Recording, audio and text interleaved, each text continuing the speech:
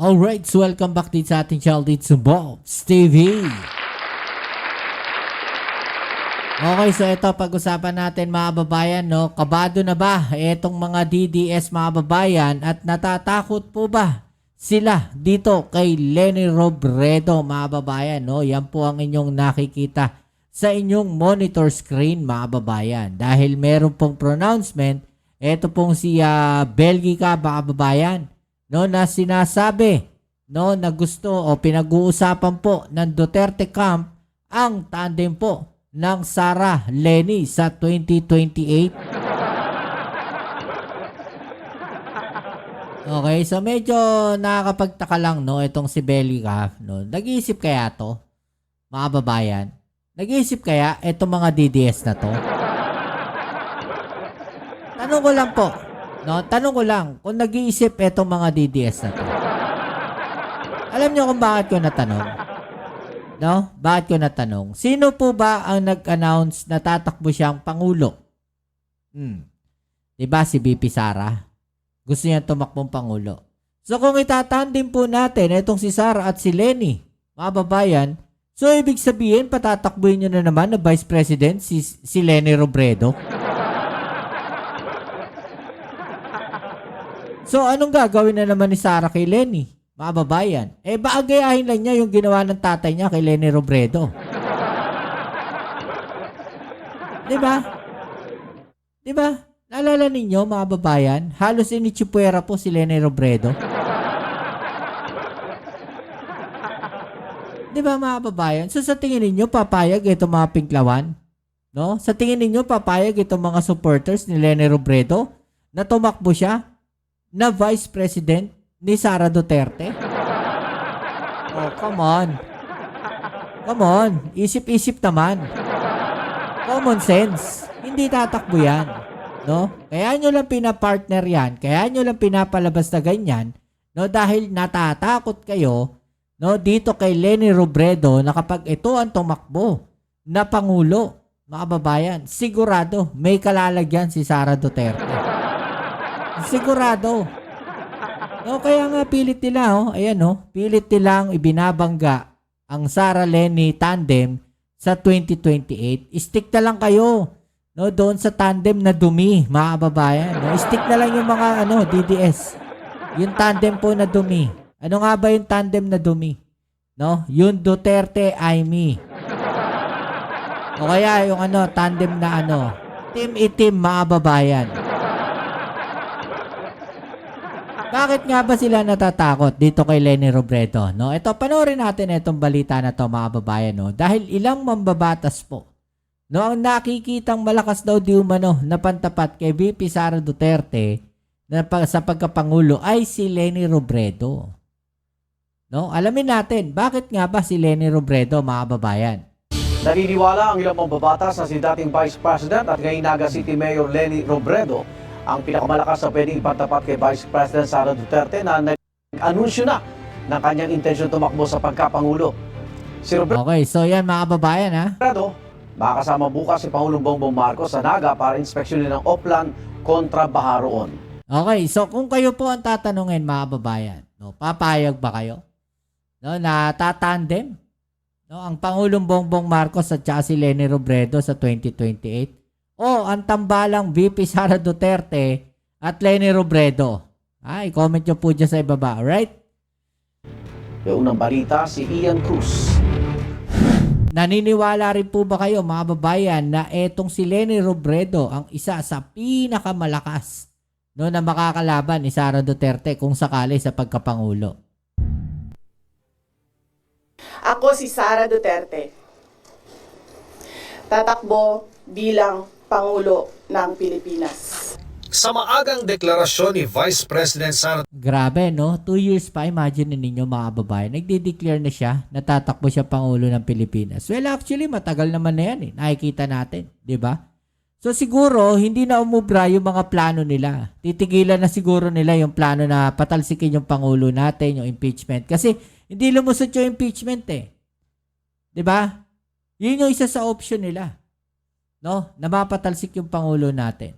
So since hindi umubra yung impeachment na yan, dahil 2026 ngayon, No, at 2027 next year, kung magpapile uli sila ng impeachment sa ating Pangulo, negative na po yan. No, hindi na po mangyayari yan. Di ba mga babayan? Malabo na po mangyari yon. Kaya eto na. No? Nag-announce siya bilang Pangulo. Natatakbo bilang Pangulo. No? Para matansya na nila yung mga makakalaban nila. Yan din yung unang sinabi natin mga babayan. No? Isa tayo sa mga unang naglabas o unang nagsabi ng mga possibilities kung bakit nag-anunsyo kaagad etong si Sara Duterte na tatakbo siya bilang Pangulo. 'Di ba? Kasi siya na lang yung naiiwan na may kasong impeachment eh. So sablay yung plano nila na patalsikin yung Pangulo natin bilang Pangulo, mga babayan, si Pangulong Bongbong Marcos. No? So ito na, yung option na lang nila. Early campaign. No? Early campaign, mga babayan, para lahat ng mangyayari, lahat ng mga kasong isasampa sa kanya, pwede nilang palabasin na politically motivated dahil nag-anunsyo na siya na tatakbong Pangulo sa 2028. Diba? Pwedeng ganon. Pwedeng ganon palabasin nila. Dahil pwede nilang sabihin na kaya nila ako sinisiraan dahil tatakbo ang Pangulo sa 2028. Natatakot sila. No? Palalabasin nila. No, natatakot sila kay Sara Duterte sa 2028.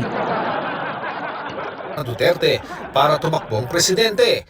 Nabuo ang iba't ibang senaryo na posibleng mga kandidato at tambalan sa eleksyon 2028 at lumutang na ngayon ang pangalan ni dating Vice President Leni Robredo. Ako, as far as I'm concerned, the strongest candidate na may chance to beat the Vice President Sara is Vice President Leni. Ano to sir, you bet on pursuing her or convincing her talaga? Yeah, of course. She's the strongest, so for the country, she must run. Ayon kay Erice, wala raw kasing bahid ng korupsyon si Robredo. Si Robredo rin ang binanggit ni Senador Erwin Tulfo na pantapat kay Duterte sa eleksyon. Dapat si Leni Robredo siguro at saka yung mga kasama niya sa liberal. Sinabi ng Malacanang na tiyempong magkikita sa Sabado sina Pangulong Marcos at Robredo na ngayon mayor ng Naga City, kaugnay ng Oplan kontra Baha roon. Nag-post din si Robredo na ininspeksyonan niya ang pupuntahang lugar ng Pangulo para bisitahin ang flood control efforts ng gobyerno. Tanong kay Palace Press Officer Claire Castro, may pag-uusapan pa bang iba ang Pangulo at si Robredo? Yan ang abangan nyo. Yun lang po ang ating, yun lang po ang binigay na impormasyon. Dahil nga po ang pinasisimulan nga po ng Pangulo itong Oplan kontra Baha at isa sa mga lugar na kanyang pinatutukan ay ang Naga City. So, yun lamang po. Kung ano pang pag-uusapan nila, abangan na lang po natin. Napuna rin na nakasuot si Castro ng pink ang kulay ng kampanya ni Robredo noon. Nice. That signals na nililigawan talaga ng administrasyon si Vice President, dating Vice President Leni Robredo. Ikaw naman, nagsuot lang ako ng pink pero naagad mali siya. Wala po. Matatandaang noong Oktubre 2024, nagkaharap na rin sina Marcos at Robredo sa inaugurasyon ng Sorsogon Sports Arena. Tinawag pa ito ni Pangulong Marcos na political reconciliation matapos maging magkatunggali noong election 2022. Maalala ninyo mga babayan, no? Kaya mas okay itong si Leni Robredo. After po niya matalo, no? Sinasabi natin, no? Sinabi natin noong nakaraan. After po niya matalo sa ating Pangulong Bongbong Marcos, nagsalita po siya. No? Nagpakumbaba siya. 'Di ba? Ano sabi niya? Susuportahan niya yung Pangulo ng Pilipinas. 'Di ba mga babayan?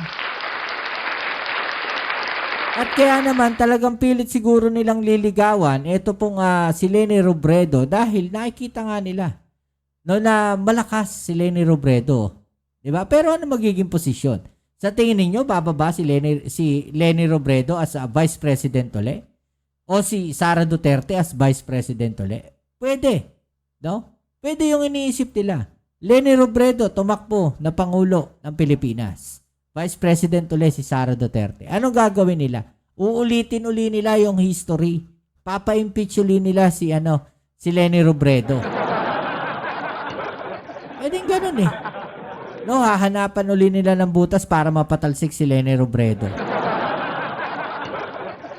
Baliktarin natin yung senaryo. No, si Sara Duterte yung Pangulo. Sa tingin ninyo, bababa si Leni Robredo as a Vice President uli? Hindi na. Dahil sa experience ni Leni Robredo, no, ni dating Vice President Leni Robredo, doon sa tatay ni Sara Duterte. Kaya malabo yung sinasabi nito ni Greco Bellica. No? Yan pong tandem na yan na Sara Leni. Malabo pa sa kulay ng pusit po yan. Tatlo, I think will be a good teammate with VP Sara, Bongo, Robin Padilla, Marcoleta, kahit si Amy, although I think merong mga grupo na medyo nagre-repel sa Duterte Marcos na naman. Pero I think kahit si Leni, si VP Leni will be a good tandem for Sara. Pero malayo pa no? Pero my point is, kahit na sino na sa mga nabanggit na maging katandem ni Sara ay malakas at maganda. Teka, linawin. Grabe, no? Grabe sila, no? Nakita niyo yung mind conditioning, mga babayan, na kapag si Sara Duterte ang pinwesto nyo, no, natatakbong Pangulo, kahit sino ipares niya dyan, no? Siguradong malakas. Sigurado naman palang malakas ba't liligawan nyo pa uli si Leni? Hindi, itandem nyo si Amy.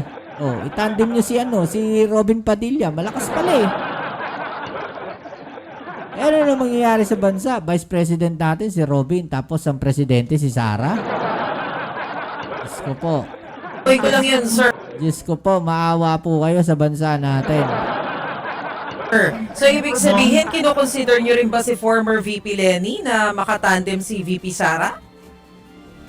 Ano mo kasi unity yung kailangan Unity? magkaisa na ang bansa. Nako, Hindi ho maganda kasi na unity rin, yung nangyari noong nakaraan. Unity team, di ba? Magkaisa. Pero anong ginawa niya sa Pangulo? Di ba siniraan niyo umpisa pa lang? Siniraan na ng mga DDS. Umpisa pa lang sinisiraan na yung Pangulo. Asan ang unity ron? yung benggahan ng benggahan pagkatapos yung pag nanalo ang presidente upakan ng lahat ng kalaban. I think ang ating bansa, of course, ang hope ko talaga itulak yung parliamentary system at federalism para talaga magkaroon ng peace, unity, Nako. at equity ang bansa para mayroong lahat represented, hindi tayo winner takes all na presidential. Pero kung hindi natin makakamit yun sa panahong ito, I hope sa panahon ni Vice President Sara, pag siya po ang nanalo, itulak natin to, getting someone na hindi naman yung kahit nasa ibang partido, pero alam mo na yung maayos ang utak, maayos ang isip, hindi benga yung trabaho at serbisyo, pwede na. Para lang magkaroon ng Hindi pwede na. kapayapaan at progreso sa bansa. So, may efforts po ba coming from your group to talk to VP Leni? Opinion po ninyo ito o meron po talagang option, open sa option na ito, ang grupo po ninyo? Well, ako, napag-uusap-usapan lang namin. Hindi naman siya, wala namang effort or major effort to do it. Pero considering the situation, yung tinitingnan lang namin, hindi naman masamang tandem dahil wala naman ako narinig kay VP Leni, Mayor Leni na masama na ginawa niya. Talagang parang kami din serbisyo lang. Nako. Kahit ano pa sabihin nila sa politika. Pero mas nakikita ko yung puso na talagang gusto ng serbisyo.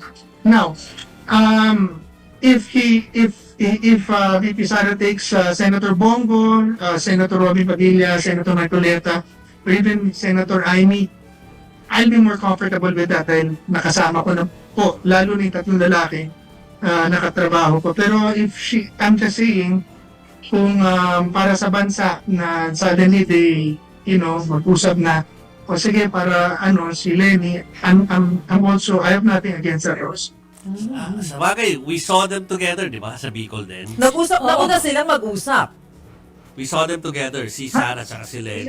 When I saw Okay, so yan mga kababayan, no? Kayo po ba, no, sang-ayon o papayag, no, dito sa Sara Lenny tandem na to, mga kababayan? No, i-comment nyo po sa ibaba yung inyong mga opinion, atin yung pag-usapan, alright?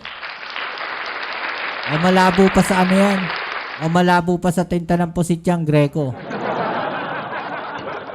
Okay, so kita-kits tayo sa ating next video upload. Dito muli ang inyong Kuya Mobs, it's sa Mobs TV. Peace. I'm out.